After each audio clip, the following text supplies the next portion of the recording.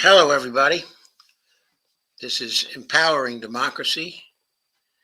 It's another Dump the Corrupt show. Another Dump the Corruption show, I should say.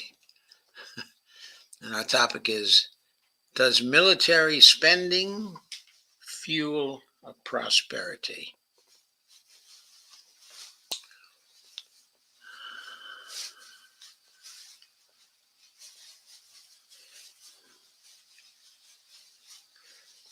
I'll start off by sharing the post.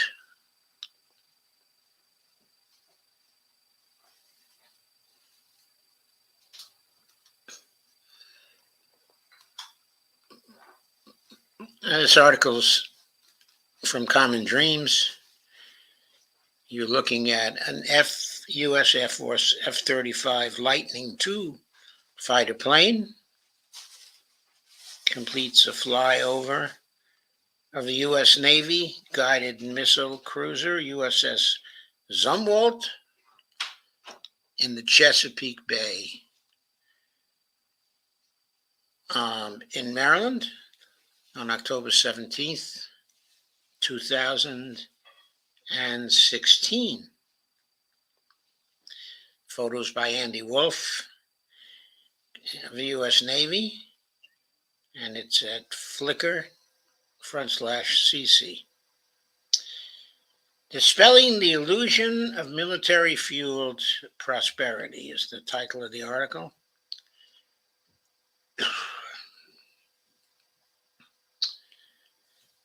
The opportunity costs of throwing endless trillions of dollars at the military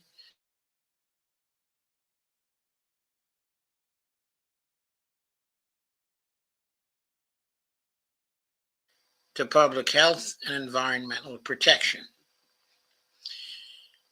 Well, not necessarily. It depends on the decisions our leaders and the government actually makes. We are a monetary sovereign. We can allocate as much money as we want to all our perceived needs. We do have to worry about the inflationary impact of various things, but there's no doubt about it. We can throw huge numbers of dollars at the military. I'm not advocating for that at all. I want to cut our military spending, but we would still have trillions and trillions and trillions of dollars to invest in our other crucial needs. That's what it means to be a monetary sovereign, such as the United States. This article was written by William Hartung. It was published on February 26, 2024. It originally appeared at Tom Dispatch.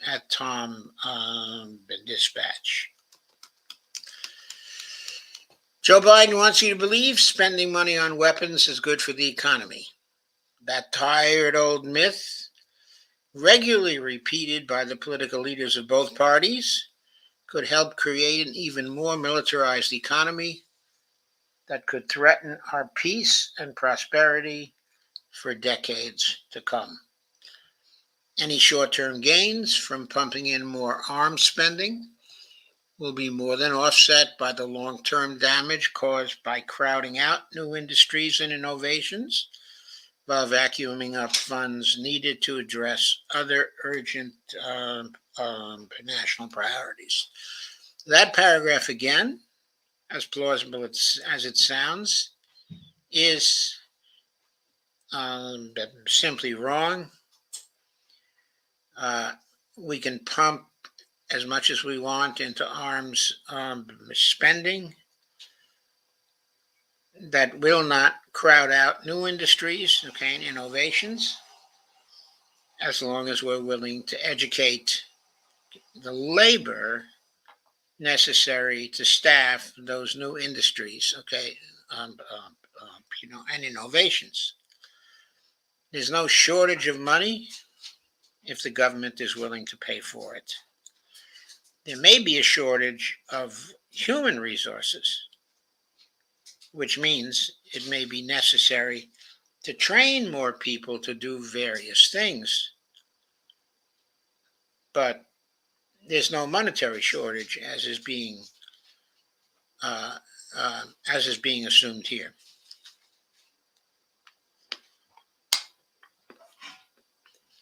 The Biden administration sales pitch for the purported benefits of military outlays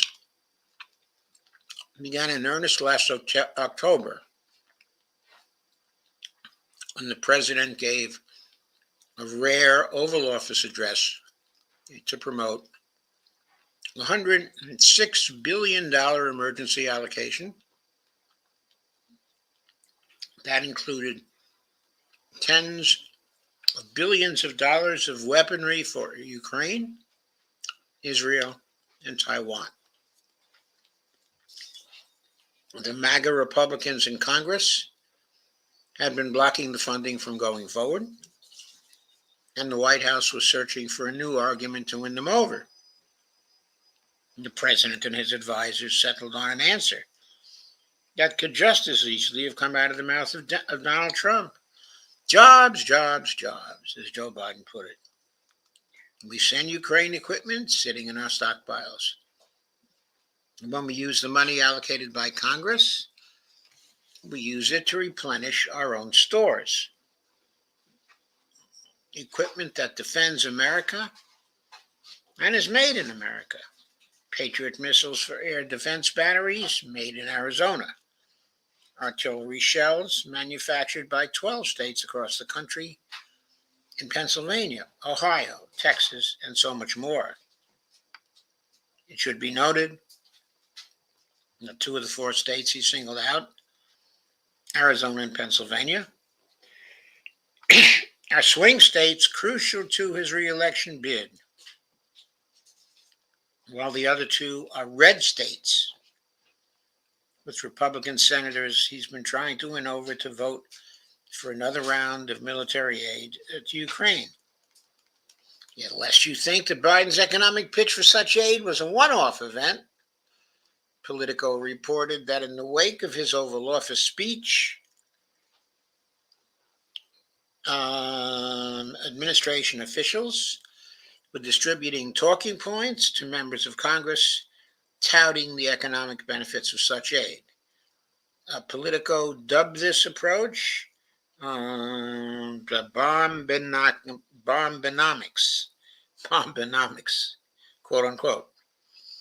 Lobbyists for the administration even handed out a map purporting to show how much money such assistance to Ukraine would distribute to each of the 50 states. And that, by the way, is a tactic companies like Lockheed Martin routinely use to promote the continued funding of costly, flawed weapon systems like the F-35 fighter jet. Still, it should be troubling to see the White House stooping to the same tactics. Yes, it's important to provide Ukraine with the necessary equipment and munitions to defend itself from Russia's grim invasion, but the case should be made on the merit.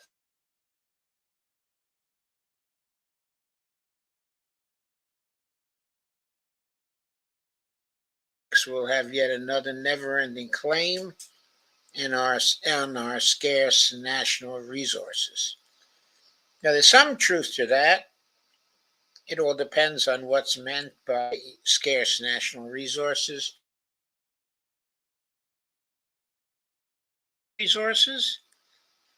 That is not so. If he's talking about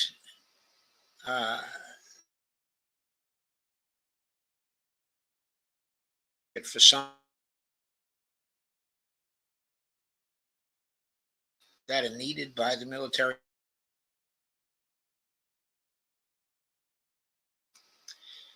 Military Keynesianism and Cold War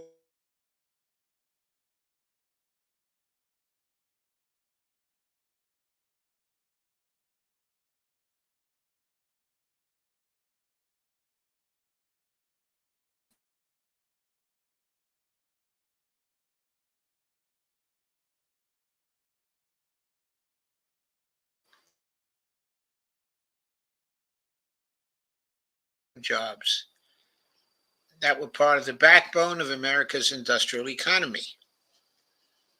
There is indeed a grain of truth in each of these assertions, but they all ignore one key fact.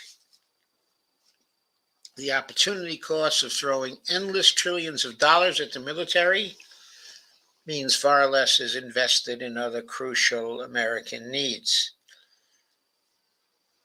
Well, again, I think he's talking about the money here. When the money goes to the military, there's no money left to go to other needs such as housing and education or public health and environmental protection.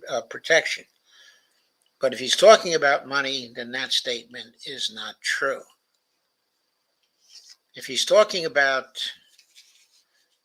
simply not having the intellectual resources, if he's talking about crowding out the intellectual resources or the skill resources, that when we throw endless trillions of dollars at the military, that so much of the bright minds of the country are engaged in our military efforts that there isn't enough skilled people to go around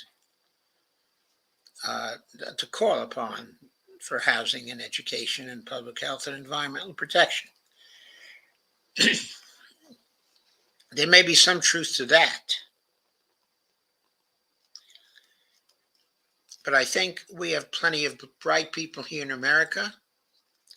We have plenty of people that could be trained and that are waiting to be trained.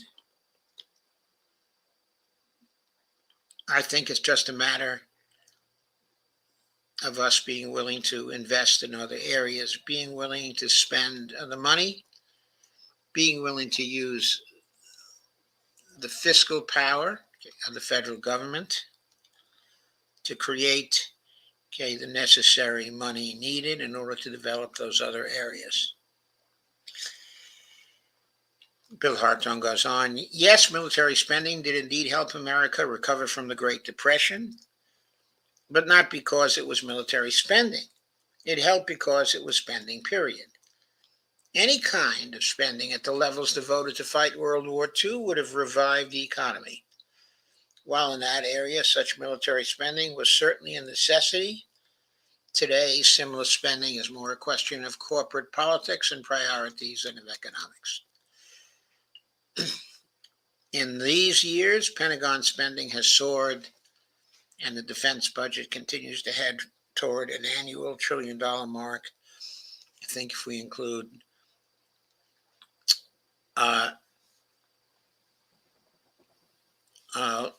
what's spent on Homeland Security, it's over an annual $1 trillion mark by some considerable margin. While the prospects of tens of millions of Americans have plummeted, more than 140 million of us now fall into poor or low-income categories, including 1 out of every 6 children. More than 44 million of us suffer from hunger in any given year. An estimated 183,000 Americans died of poverty-related causes in 2019, more than from homicide, gun violence, diabetes, or obesity. Meanwhile, ever more Americans are living on the streets or in shelters, as homeless people hit a record 650,000 in 2022.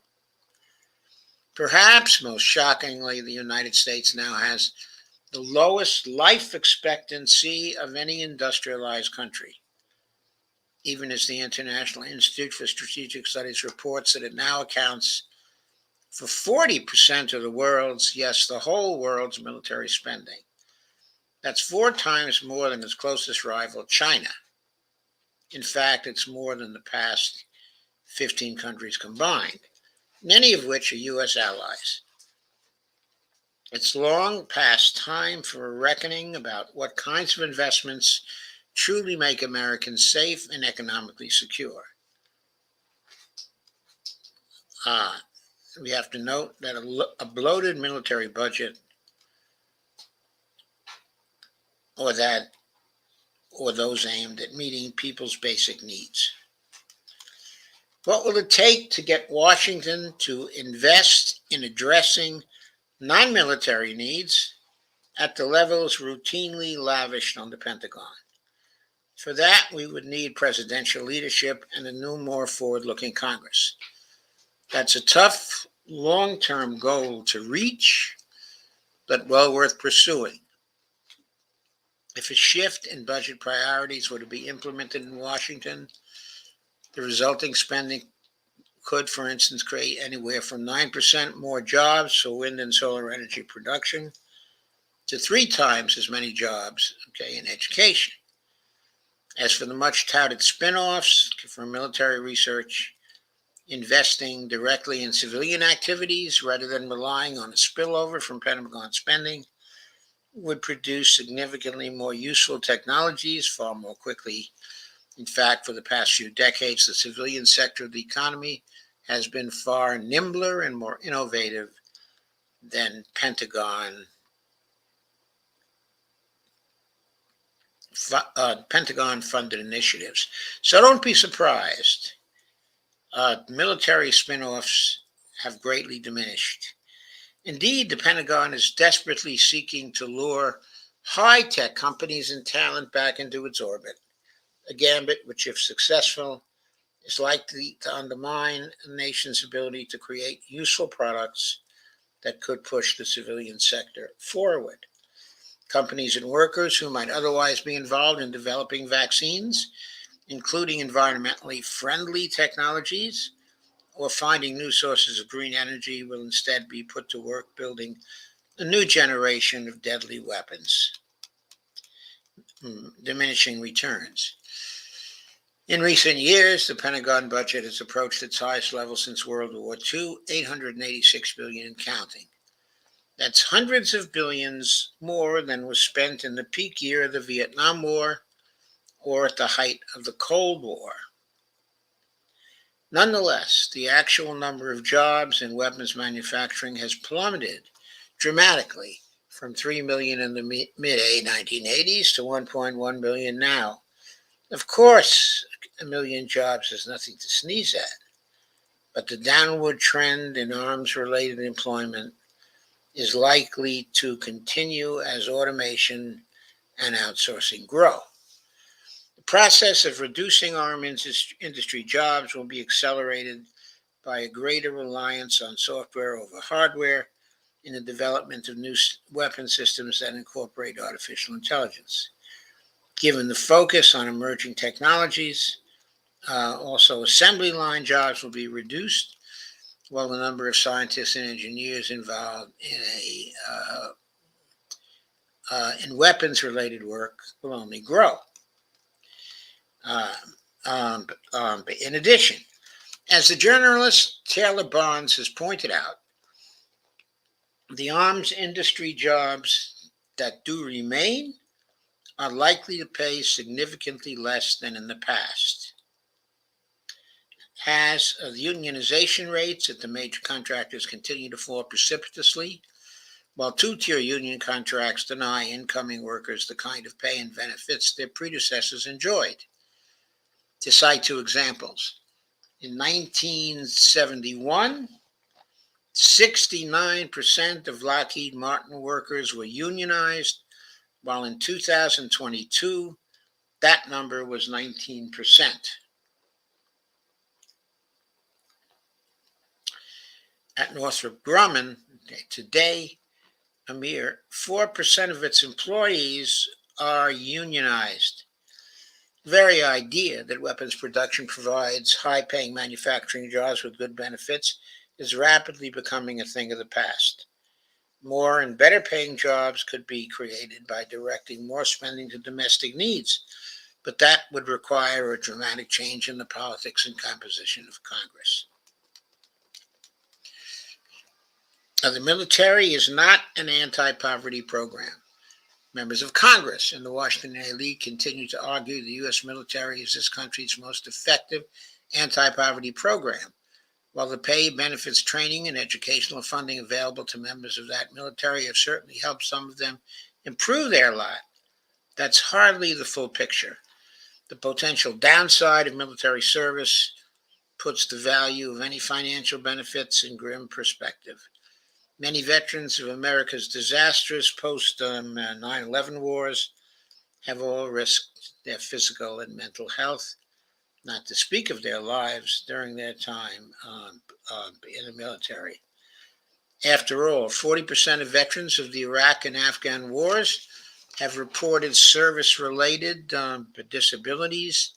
Physical and mental health problems suffered by veterans range from lost limbs to traumatic brain injuries to post-traumatic stress syndrome, or PTSD.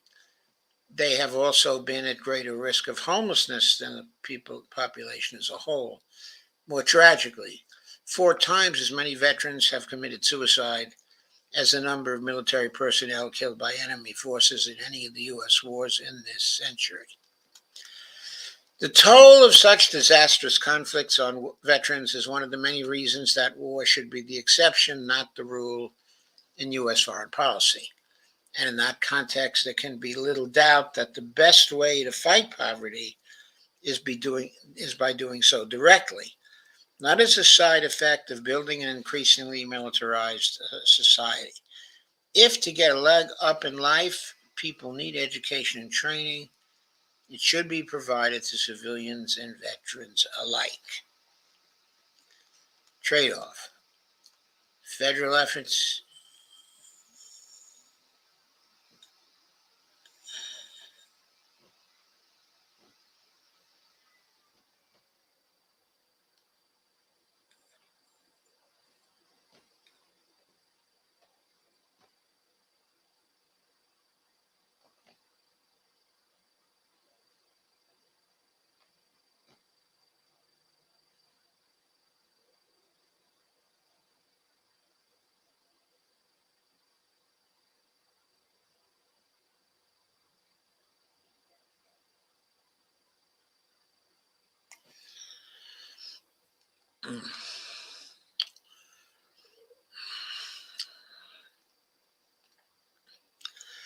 Trade-offs.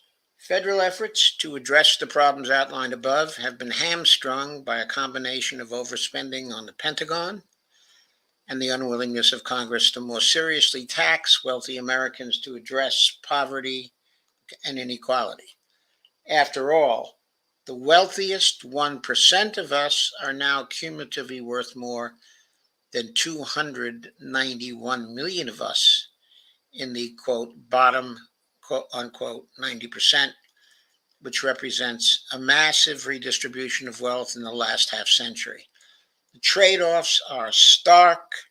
The Pentagon's annual budget is significantly more than 20 times the $37 billion the government now invests annually in reducing greenhouse gas emissions as part of the Inflation Reduction Act.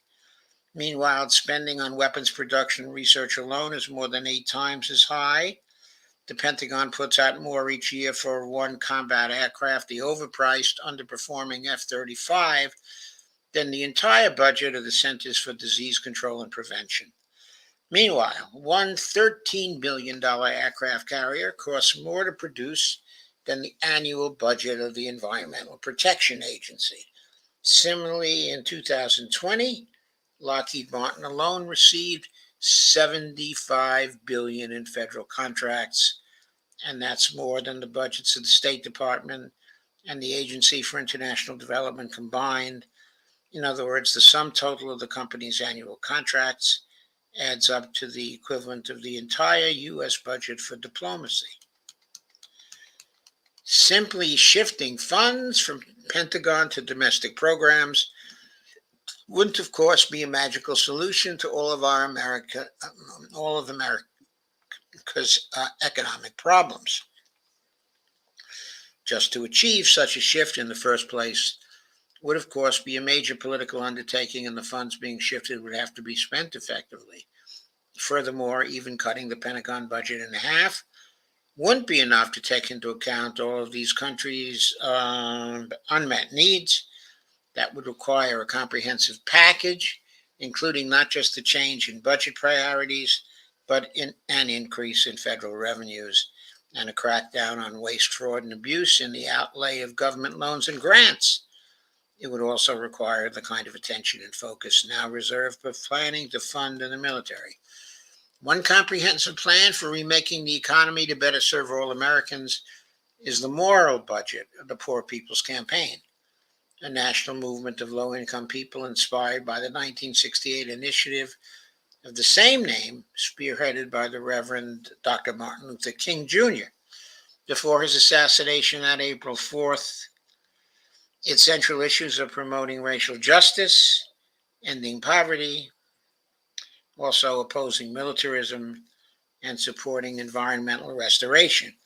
Its moral budget proposes investing more than 1.2 trillion in domestic needs, drawn from both cuts to Pentagon spending and increases in tax revenues from wealthy individuals and corporations.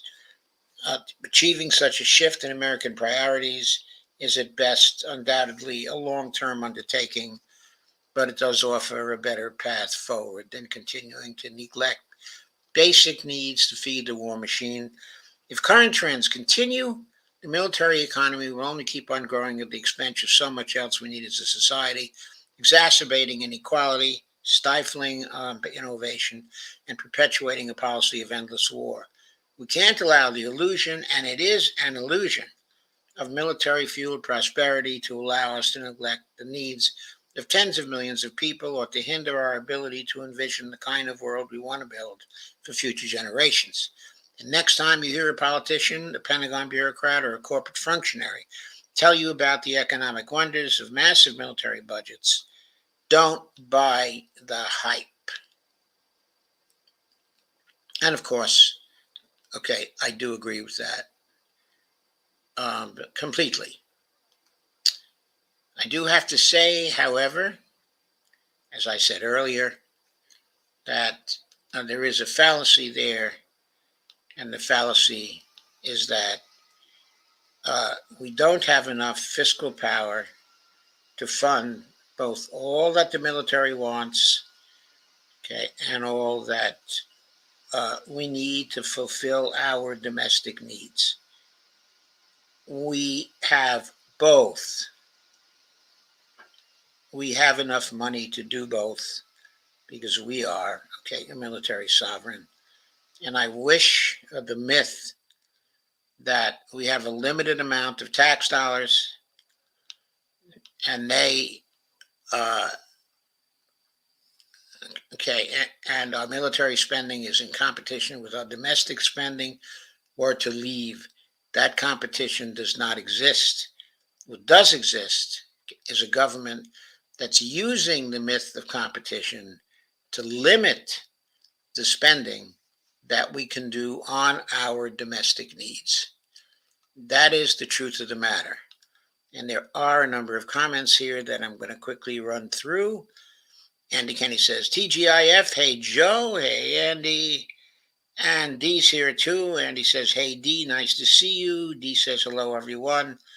Joe, Aaron was one of those bright military trainee specialists, wasn't he? Sniffle, sniffle. Yes, he was. Andy says, my son-in-law called from Florida, said they passed legislation outlawing sleeping in public in the house because you just mentioned homelessness. Okay, it reminds me that it ain't getting any better. That affects someone we know, specifically Carmen Muniz, who's a supporter of the show as much as she can. She's not able to come at the times we stream anymore, but she communicates with me, okay, by email, and she is homeless. And he says, stream keeps going silent. Is it glitching? I don't know. Okay, it may be, Andy. It seems okay at my end.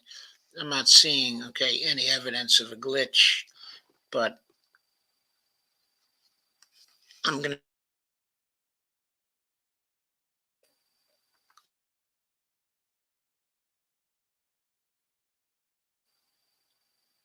Okay, there are some glitches there as I fooled around with my wire, but those were glitches on my part. Okay, it now is 8:01, and I have to end this stream. I will be immediately starting, another stream, at 8 o'clock. That's scheduled for. And so stay right here. We'll be coming right back.